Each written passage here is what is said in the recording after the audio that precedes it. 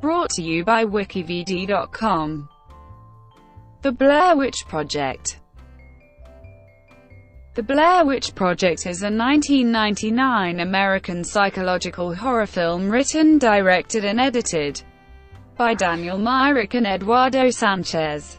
It tells the fictional story of three student filmmakers who hike in the Black Hills near Burkittsville, Maryland in 1994 to film a documentary about a local legend known as the Blair Witch.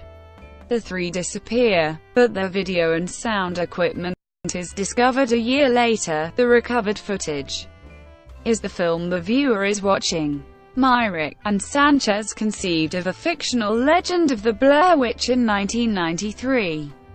They developed a 35-page screenplay with the dialogue to be improvised. A casting call advertisement in Backstage magazine was prepared by the directors, and Donahue, Williams and Leonard were cast. The film entered production in October 1997, with the principal photography taking place in Maryland for 8 days. About 20 hours of footage was shot and was edited down to 82 minutes. The Blair Witch Project premiered at the Sundance Film Festival on January 25, 1999, during which a promotional marketing campaign listed the actors as either missing or deceased. Owing to its successful run at Sundance, Artisan Entertainment bought the distribution rights for $1.1 million and had a North American release on July 14, 1999, before expanding to a wider release starting on July 30. While critical reception was mostly positive, the audience reception was polarized. Nevertheless, the film was widely regarded to have popularized the found footage film technique, which was later employed by similarly successful films such as A Paranormal Activity and Cloverfield, a sleeper hit. The Blair Witch Project grossed nearly $250 million worldwide on a modest budget of $60,000, making it one of the most successful independent films of all time. The Blair Witch Project spawned two sequels, Book of Shadows and Blair Witch, released in October 2000 and September 2016 respectively. The Blair Witch franchise has since expanded to also include various novels, dossiers, comic books, and additional merchandise. Plot.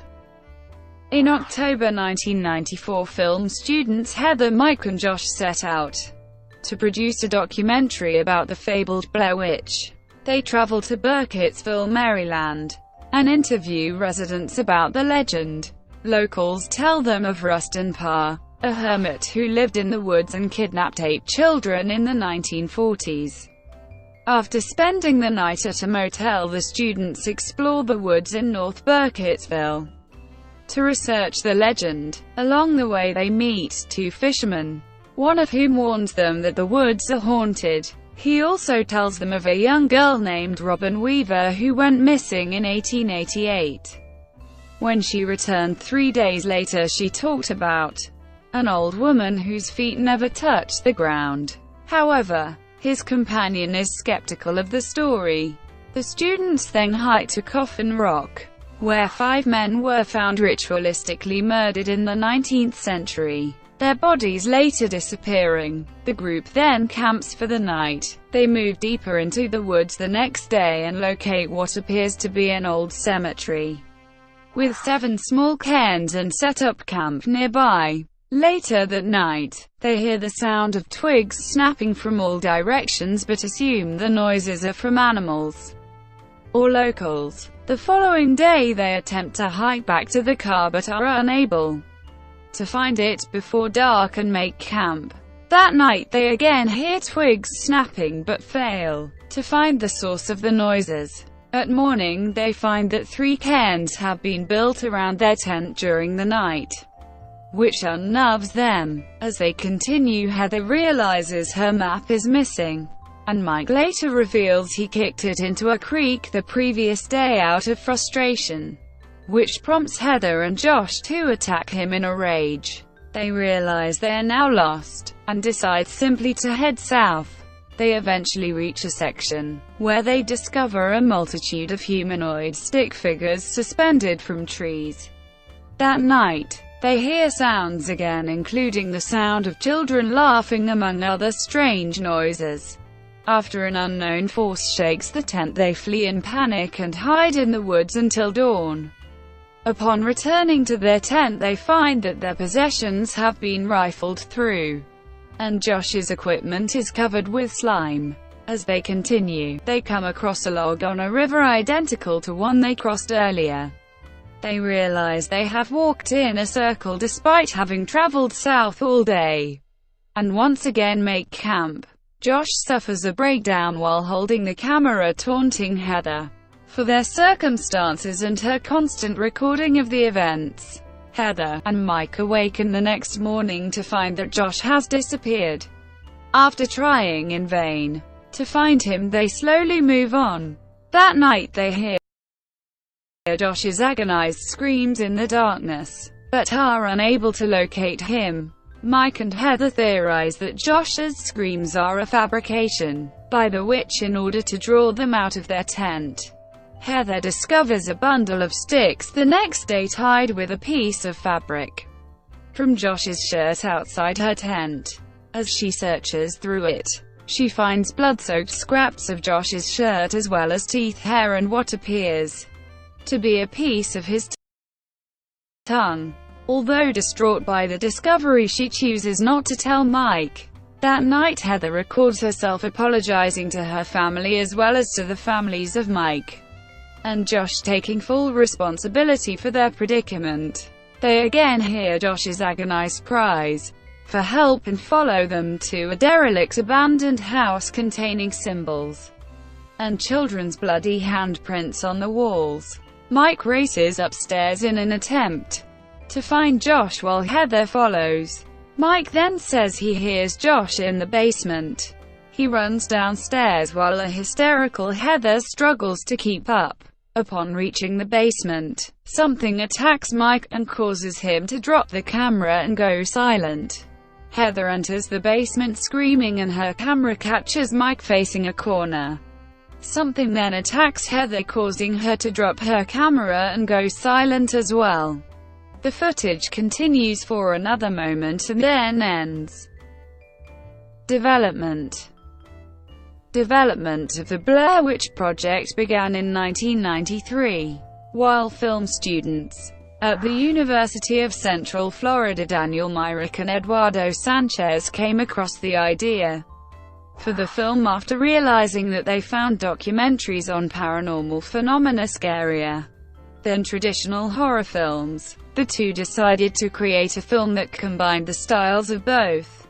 After graduation, Myrick and Sanchez, along with Greg Hale, Robin Cowie, and Michael Manello, started the production company Haxan Films, derived from Benjamin Christensen's 1922 Swedish-Danish silent documentary horror film Haxan, whose English-language title is Witchcraft Through the Ages. In developing the mythology behind the film, the creators used many inspirations.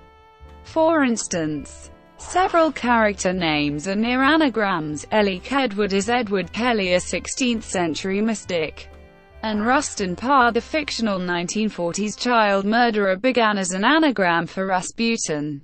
Viewers are told that the Blair Witch is, according to legend, the ghost of Ellie Kedward, a woman banished from the Blair Township for witchcraft in 1785. The directors incorporated that part of the legend along with allusions to the Salem witch trials and Arthur Miller's 1953 play The Crucible, to play on the themes of injustice done on those who were called witches. The directors cited influences such as the television series In Search of, and horror documentary films Chariots of the Gods and The Legend of Boggy Creek. Other influences included commercially successful horror films such as The Shining, Alien, and The Omen. Jaws was an influence as well, presumably because the witch was hidden from the viewer for the entirety of the film, forcing suspense from the unknown. Pre-production. Pre-production began on October 5, 1997. In talks with investors, the directors presented an 8-minute documentary along with newspapers and news footage. The documentary was also aired on the defunct television series Split Screen hosted by John Pearson. The script began with a 35-page outline with the dialogue to be improvised. Accordingly, the directors advertised in Backstage magazine for actors with strong improvisational abilities. There was a very informal improvisational audition process to narrow the pool of 2,000 actors. According to Heather Donahue, auditions for the film were held at Musical Theater Works in New York City, and ads were placed in the weekly Backstage for an open audition. The advertisement noted a completely improvised feature film shot in a wooded location. Donahue described the audition as Myrick and Sanchez posing her the question, "You've served 7 years of a 9-year sentence.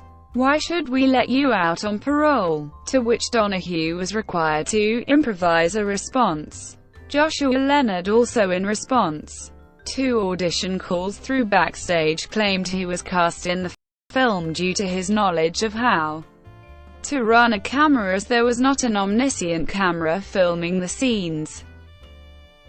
Filming. Principal photography began on October 23, 1997. Most of the film was shot in Seneca Creek State Park in Montgomery County, Maryland, although a few scenes were filmed in the real town of Burkittsville.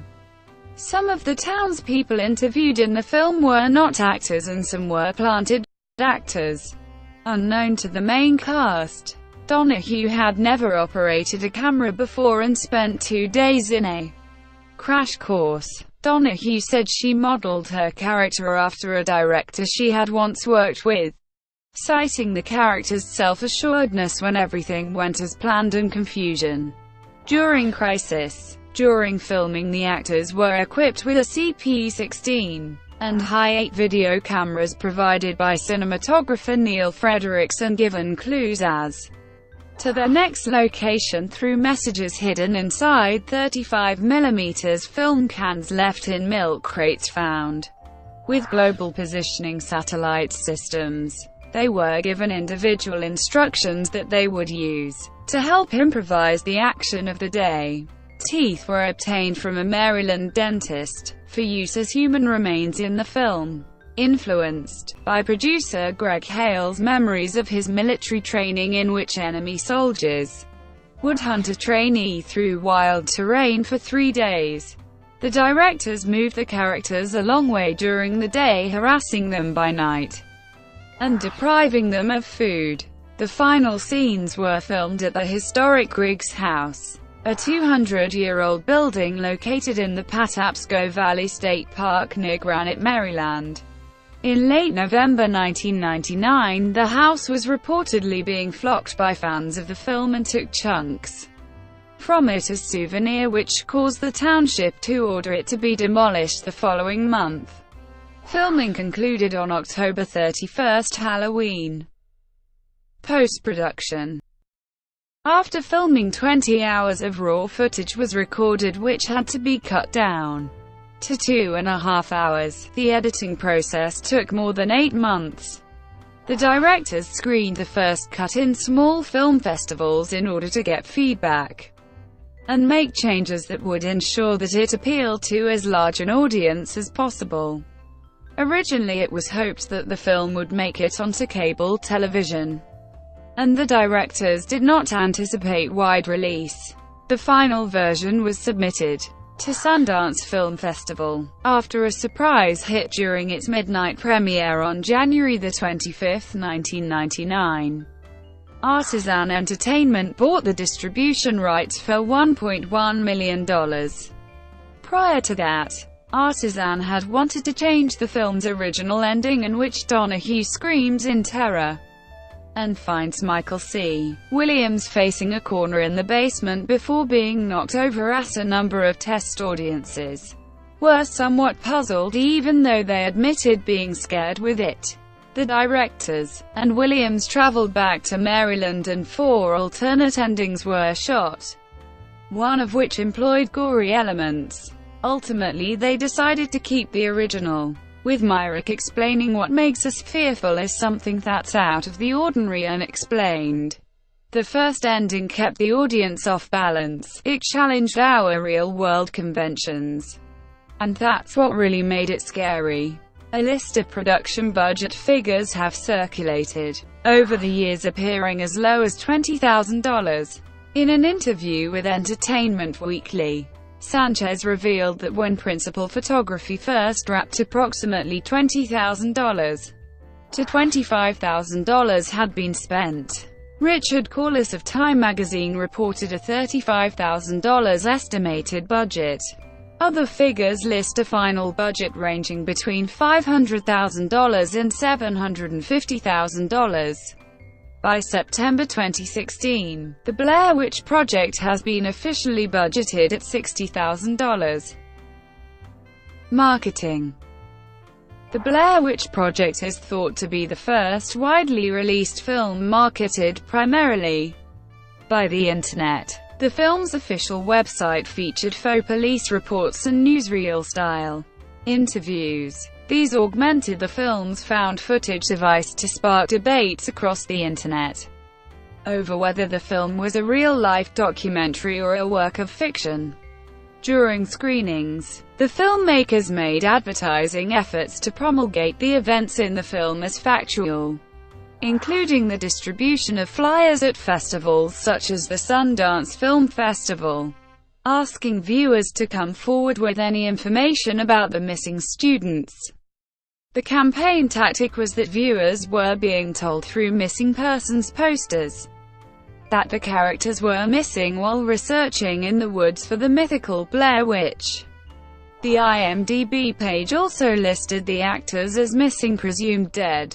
In the first year of the film's availability, the film's website contains materials of actors posing as police and investigators giving testimony about their casework, and shared childhood photos of the actors to add a sense of realism. USA Today has opined that the Blair Witch Project was the first film to go viral, despite having been produced before many of the technologies that facilitate such phenomena existed. Fictional legend. The backstory for the film is a legend fabricated by Sanchez and Myrick, which is detailed in The Curse of the Blair Witch, a mockumentary broadcast on the Sci-Fi Channel in 1999 prior to the release of the Blair Witch Project. Sanchez and Myrick also maintain a website which adds further details to the legend. The legend describes the killings and disappearances of some of the residents of Blair, Maryland, from the 18th to 20th centuries. Residents blamed these occurrences on the ghost of Ellie Kedward, a Blair resident accused of practicing witchcraft in 1785 and sentenced to death by exposure. The Curse of the Blair Witch presents the legend as real, complete with manufactured newspaper articles, newsreels, television news reports, and staged interviews. Theatrical run. The Blair Witch Project premiered on January 25, 1999 at the Sundance Film Festival, and had a limited release on July 14 before going wide on July 30 after months of publicity, including a campaign by the studio to use the Internet and suggest that the film was a record of real events. The distribution strategy for the film was created and implemented by Artisan Studio executive Steven Rothenberg. The film earned $1,512,054 in its limited release opening weekend. The film went on to gross $29,207,381 from 1,101 locations and placed at number 2 in the United States box office third opening weekend, surpassing the science fiction horror film Deep Blue Sea, which cleared $19,107,643 weekend gross. The film secured its second place in its fourth weekend behind another horror film, The Sixth Sense, which cleared $26,681,262. The film descended at number 3 in its fifth weekend, at number 5 in its sixth weekend, and number 8 in its seventh and eighth weekend. During Labor Day, the film dropped out of the top 10 list in its 10th weekend until its last screening in 107 theaters in its 17th weekend, grossing $28,866 and placing in number 63. By the end of its theatrical run, the film grossed $140,539,099 in the US and Canada in its total screening, and produced $108,100,000 in other territories, having an overall gross of $248,639,099. The Blair Witch Project was the 10th highest-grossing film in the U.S. in 1999 and has since earned the reputation of becoming a sleeper hit. Because the filming was done by the actors using handheld cameras, much of the footage is shaky, especially the final sequence in which a character is running down a set of stairs with the camera. Some audience members experienced motion sickness and even vomited as a result. Critical reception. The Blair Witch Project was met with generally positive reviews, but polarized audiences on release. Rotten Tomatoes, a review aggregator, reports that 86% of 154 surveyed critics gave the film a positive review. The average rating is 7.7/10. The site's critical consensus states, full of creepy campfire scares. Mock-doc: The Blair Witch Project keeps audiences in the dark about its titular villain, thus proving that imagination can be as scary as anything on screen. Metacritic rated it 81/100 based on 33 reviews indicating universal acclaim. Audiences polled by CinemaScore gave the film an average grade of C on an A to F scale. The Blair Witch Project's found footage film technique received near universal praise by many, and though not the first to employ it, has been declared a milestone in film history due to its critical and box office success. Roger Ebert of the Chicago Sun-Times gave the film a total of 4 stars and called it an extraordinarily effective horror film. Peter Travers of Rolling Stone called it a groundbreaker in fright that reinvents scary for the new millennium. Todd McCarthy of Variety said, "An intensely imaginative piece of conceptual filmmaking that also delivers the goods as a dread-drenched horror movie." The Blair Witch Project puts a clever modern twist on the universal fear of the dark and things that go bump in the night. Lisa Schwartzbaum of Entertainment Weekly gave a B grade, saying, "As a horror picture, the film may not be much more than a cheeky gamer novelty with the cool blurry look of an avant-garde artifact. But as a manifestation of multimedia synergy, it's pretty spooky." Conversely, Andrew Saris of the New York Observer said Daniel Myrick and Eduardo Sanchez, "The Blair Witch Project represents the ultimate triumph of the Sundance scam. Make a heartless home movie, get enough critics to blurb in near unison scary, and watch the suckers flock to be fleeced." This fictional documentary within a pseudo-documentary form may be the most overrated, underfinanced piece of film to come down the pike in a long time. A critic from the Christian Science Monitor said the concept is clever, suggesting a new way to build horror movie suspense without much on-camera gore. The film would be better as a 30-minute short though, since its shaky camera work and fuzzy images get monotonous after a while, and there's not much room for character development within the very limited plot. R.L. Schaefer of IGN gave it 2 out of 10 and described it as boring, really boring, an AZ grade. Low-rent horror outing with no real scares into a genuine big-budget spectacle. Home media. The DVD for The Blair Witch Project was released on October 26, 1999 by Artisan. Presented in a 1.33:1 window boxed aspect ratio and Dolby Digital 2.0 audio. Special features include the documentary Curse of the Blair Witch, a 5-minute newly discovered footage audio commentary, production notes and cast and crew biographies. The audio commentary presents directors Daniel Myrick, Eduardo Sanchez, and producers Rob Cowie, Mike Manello and Greg Hale, in which they discuss the film's production. The Curse of the Blair Witch feature provides an in-depth look inside the creation of the film.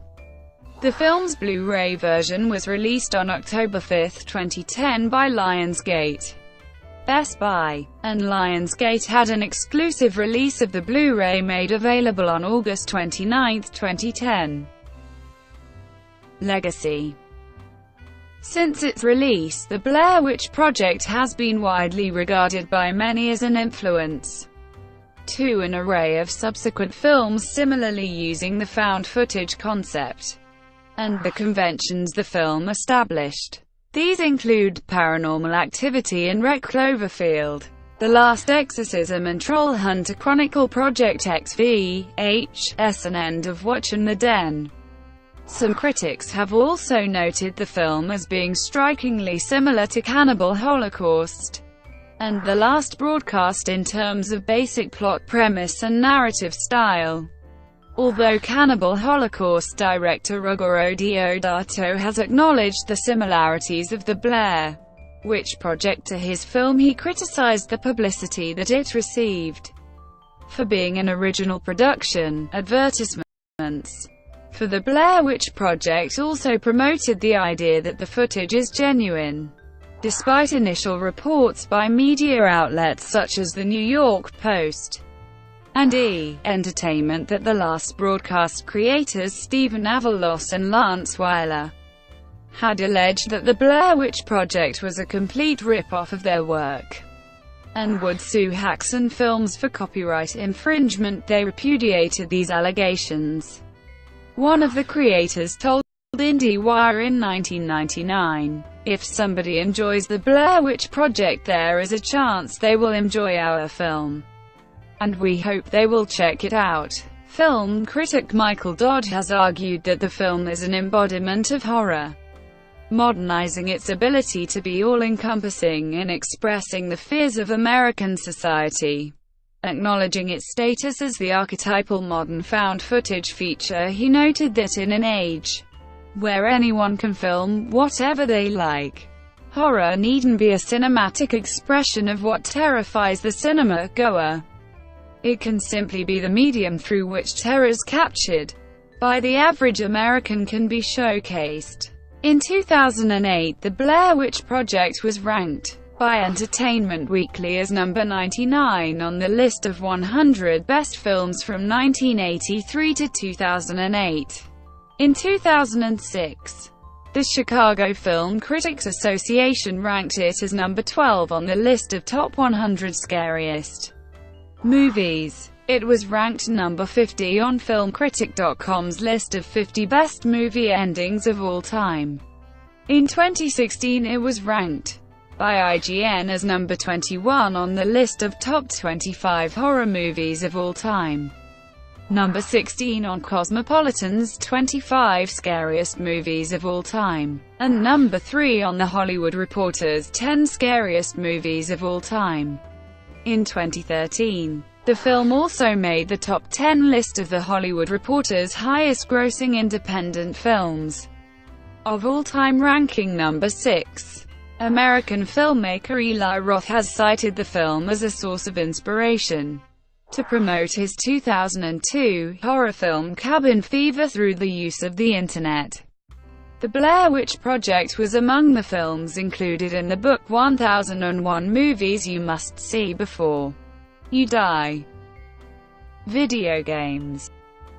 In 2000, gathering of developers released a trilogy of computer games based on the film, which greatly expanded on the myths first suggested in the film.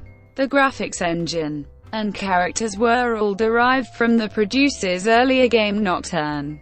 The first volume, Rust in Power, received the most praise, ranging from moderate to positive, with critics commending its storyline, graphics, and atmosphere. Some reviewers even claimed that the game was scarier than the film.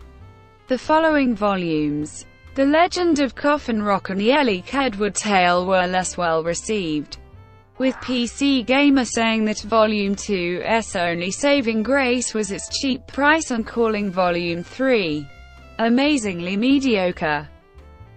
Documentary.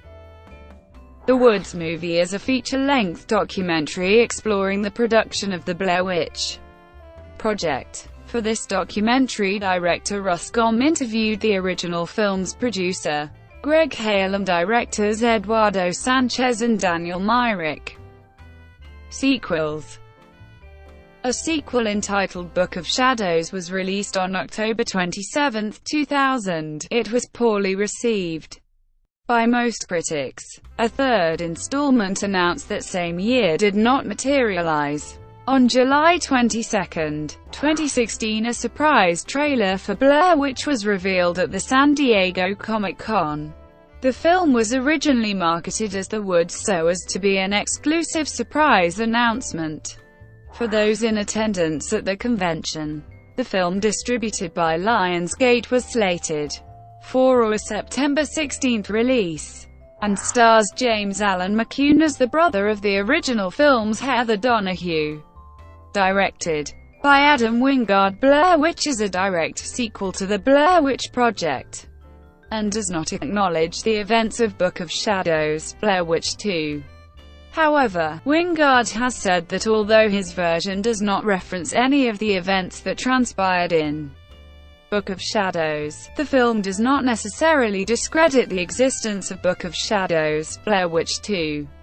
In September 2016, screenwriter Simon Barrett explained that in writing the new film, he only considered material that was produced with the involvement of the original film's creative team to be canon, and that he did not take any material produced without their direct involvement, such as the first sequel, Book of Shadows, or the Blair Witch Files, a series of young adult novels, into consideration when writing the new sequel.